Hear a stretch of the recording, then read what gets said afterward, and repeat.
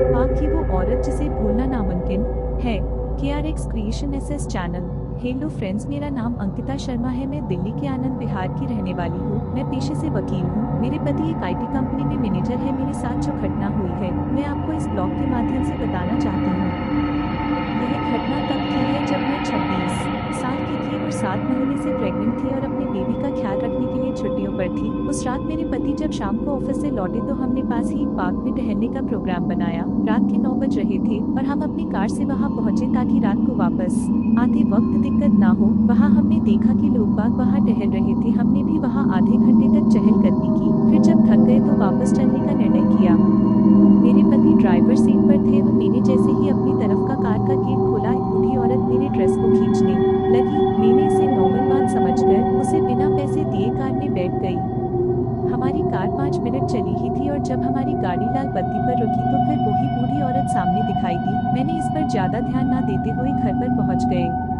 अगली रात जब मेरे पति किसी बिजनेस वर्क के लिए शहर से बाहर गए हुए थे और मैं घर पर अकेली थी, रात को 2 बजे के करीब जब मेरी नींद खुली तो जिसे मैंने देखा वो देखकर मैं बुरी तरह से कांप गई और आंखों पर विश्वास नहीं हुआ।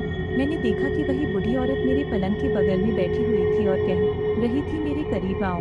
एक बार तो मैंने सोचा कि शायद मैं सपना देख रही हूँ, लेकिन जब मैंने अपनी आंखें बंद कर वापस खोली तब भी वो वही खड़ी थी। मेरी दिल की धड़कनें बढ़ गई, यह सोचकर कि वो बच्चे को नुकसान न पहुंचाए। मैं घर के दरवाजे की तरफ बढ़ गई और बाहर निकलकर पड़ोसियों का दरवाजा खटखटाया। मैं बुरी तरह से डरी हुई थी, लेकिन मैंने पड़ोसियों को कुछ नहीं बताया ताकि वो कहीं मुझे पागल ना समझ बैठे। मैंने तुरंत अपने पति को फोन किया और उसी वक्त गाड़ी से सुबह 5 बजे तक घर आ गए। मैंने उनको सारी घटना बताई। जब ये बात मेरी माँ को बताई तो वो तुरंत मेरे घर आ गई और उन्होंने घर में छोटा सी पूजा करवाई ताकि वो बूढ़ी औरत उसे दोबारा ना दिखे। उस पूजा के बाद मैंने कभी उस बूढ़ी औरत को नहीं देखा।